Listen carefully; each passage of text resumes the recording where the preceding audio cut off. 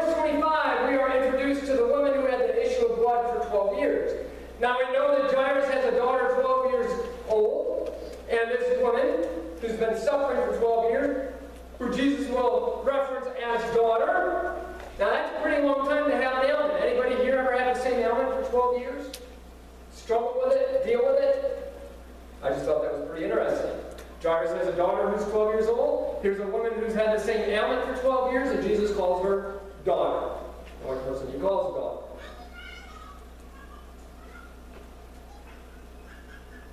All right. Her illness was beyond the help of current medicine. Trying to get the cure by the means of current medicine took all of her financial resources.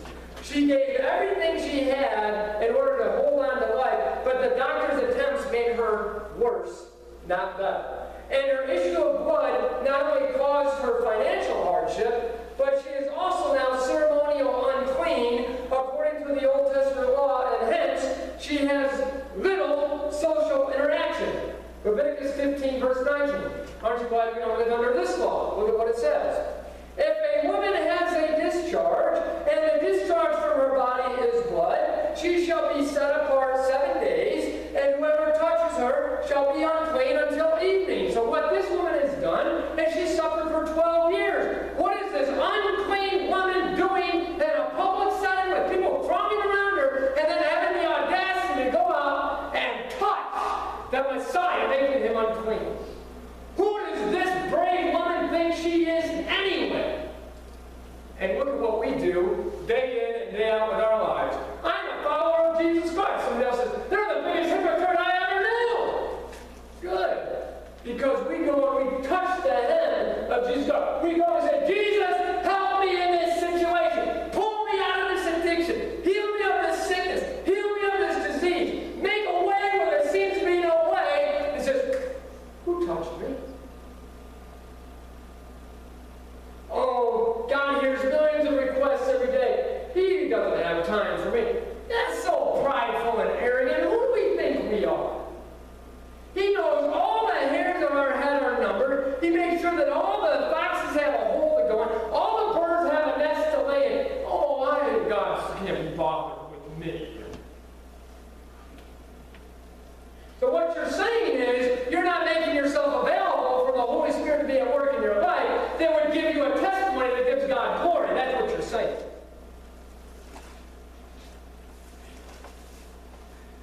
No. He's doing these things to give the Father glory. He wants to be at work in your life and through your life that the Father might be glorified. Oh, I can't be bothering God with this little ailment. Well, why do you think you have the ailment? It's not punishment. So here's this woman with the audacity to make our Messiah unclean.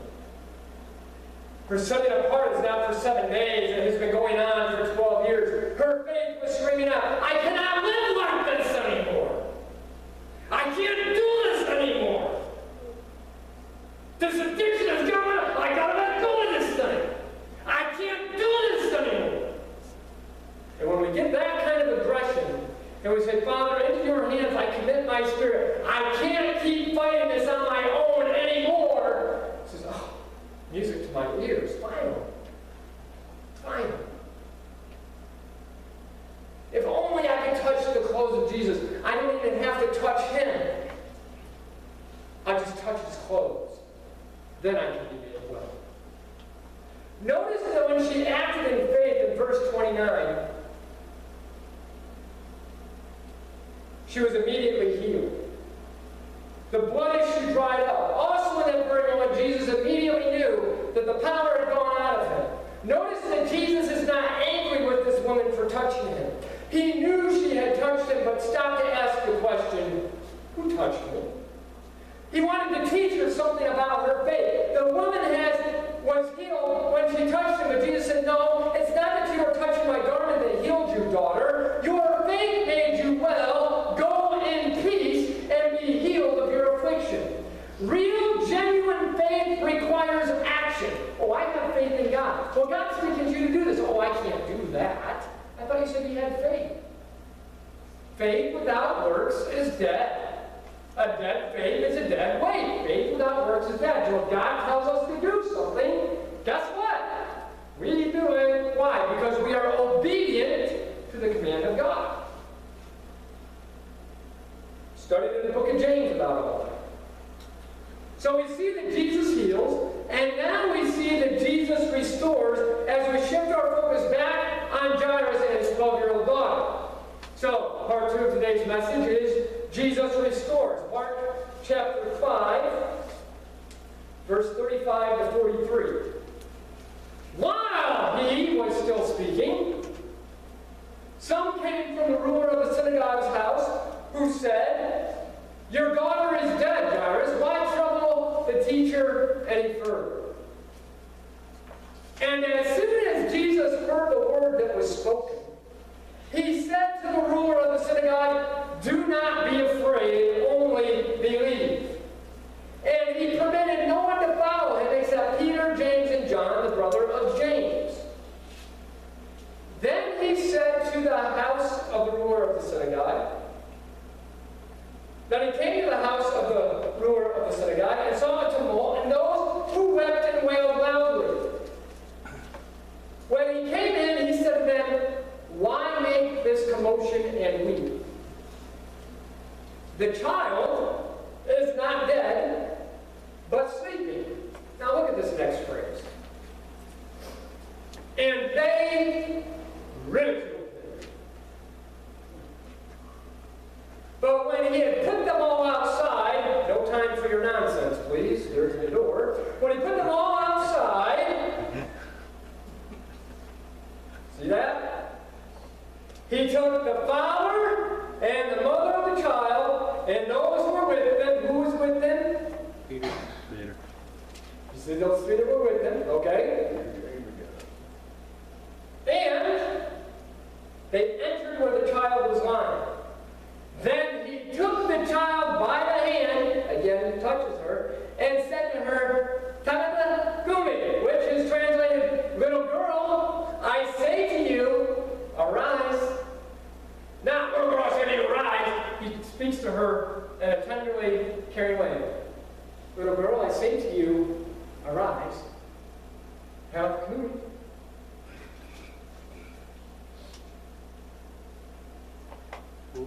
Immediately, the girl arose and walked, for she was 12 years of age, and they were overcome with great amazement. But he commanded them strictly that no one should know it, and said that something should be given her to eat. Now Jairus saw what happened with the woman in the issue of blood. He bowed down before Jesus, begging for a miracle. The woman with the issue of blood fell down before Jesus. Jairus illustrated his faith, and he saw the woman's faith had big results, so now he is hopeful. And then some came from the ruler's house and asked, "Your daughter is dead. Why trouble the teacher any further?" Sounds like some talk in the community. The church is about dead. Why gather there to worship any longer anyway? Because God's not done. He's just started his new thing with people all over again. It shows what they know. They don't know because they're not on the inside. They're not on the inner circle. They're not then beckoned by Jesus saying, "You come with me." Remember we've been studying in Ezekiel. God always leaves a remnant of those people who are willing to walk in faithful obedience to follow him and his plans and purposes so that the big thing is accomplished. Sometimes you have to tell the naysayers, "There's the door, get out. We don't have time to work against you and for him at the same time." Something's got to give. Either we get together in unity and come together as a community of faith, or we sit there and say, "Okay, something ain't working here, and it's that guy." Right now, I'm putting myself in safer that way reviewing such a thing. "It's that guy right there, get him out and we'll be okay." Now, I'm not saying go the pastor out unless you need to. See what I'm saying? You get it? Sometimes there's opposition. I was watching something on YouTube the other day of baseball. I'm a big baseball fan. And for kicks, I just wanted to see how many times in all the baseball brawls there was a fight that broke out in a dugout between ball players. on the same team. You know what's happened a whole lot more times than I thought it did. Fighting each other, swinging at each other, carrying on the same ball team. You know what the conversation is shortly thereafter? One of you boys are getting traded off. And it's whoever has the worst attitude the longest. You're out. Okay? That happens. We gotta work, strive, fight to stick together, not fight each other. So, do not be afraid, only believe. Only believe means we keep on believing. And now Jesus takes some specific action. Takes specific action. Oh, if this is how this is going to be, I'm only bringing Peter, James, and John with me. I'm not going to take all this time and energy to hear what it is the Father is speaking to me, to be about my Father's business, and deal with a bunch of craziness with people ridiculing me all at the same time. I don't have time for that. Get out of the room. I got to get something done. Okay? There are times that I'm sitting in my office and I'm doing some work, and somebody might come in sometimes and say something sarcastic and joking around. I don't have time for that right now. Do you see me sitting at the computer? I'm in the middle of something. I'm fully engaged in what's going on. This is not time for fun and games. This is time for me to be serious. So when I'm out of the office, we can have some fun and games. I do have a rule. You can't out-fun me, but you can out-fun me if I'm sitting in my office trying to get something done. So, these brothers became part of the inner circle because they were partners in the fishing business together, and now Jesus is calling them to be in his inner circle to do ministry with him. This is an opportunity for these guys who used to be fishermen together to now be with Jesus, and Jesus says, pay attention to what I'm doing here. Now, Kumi, my daughter, I say to you, arise. Now, Peter was involved with raising somebody from the dead. Where do you think he learned how to do that from? He didn't do a Google search. He walked with the Master. We rely on Google in our church culture more than we rely on Jesus, and it's becoming problematic.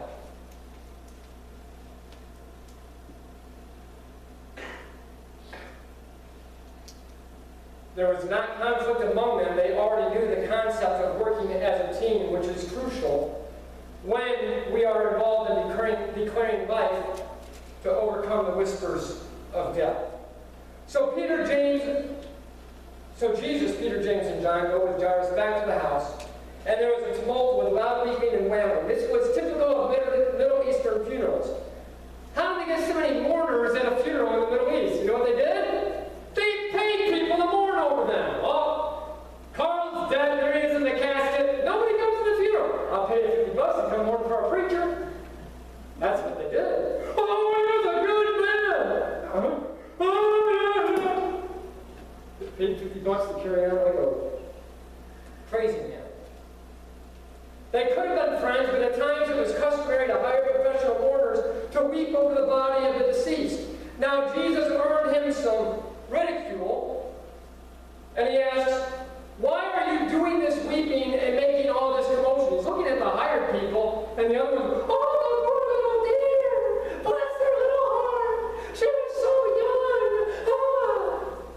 what are you doing? She's just sleeping. Well, shows what you know.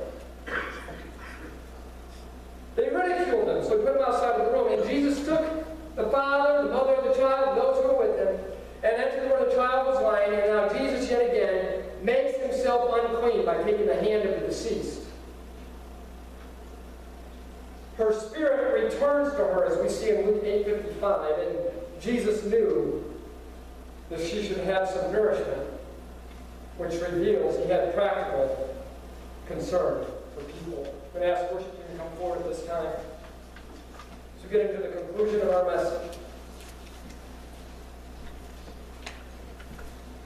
Both of these miraculous acts of Jesus made him unclean. The fact that the woman touched him made him unclean, and the fact that he touched the body of a deceased person made him unclean.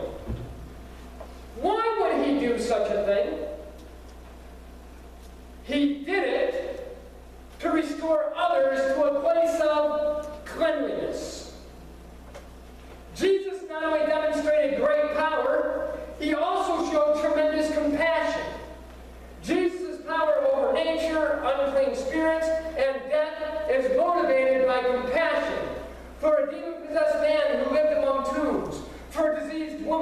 and for the family of a dead girl. The rabbis of the day considered such people unclean.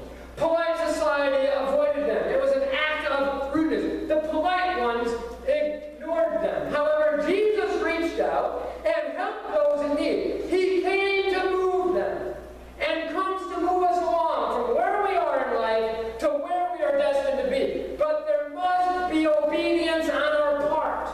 We need to approach Jesus. We need to reach out to touch him, and we will see him extend his hand back toward us. We grasp at straws, hoping for an outcome, and he grips us with grace, which comes with assurance. My son, my daughter, I'm here for you. Here's my hand. Grab it, grip it, only believe. Keep on believing. I have you here for a reason. I have you here for a purpose. You are in a hard place, but you're on a difficult road that leads to a beautiful destination. So there's, not for me, he wouldn't do that. Well then, for who would he do it for? Who else? Who else did he come for? He gave his life for everyone who would only believe. Keep on believing. He's come to heal us. He's come to restore us. He is the same yesterday, today, and forever. He does not change, but he calls us to a lifestyle of transformation. God bless you, and I invite you to stand as we sing our closing song together. The altar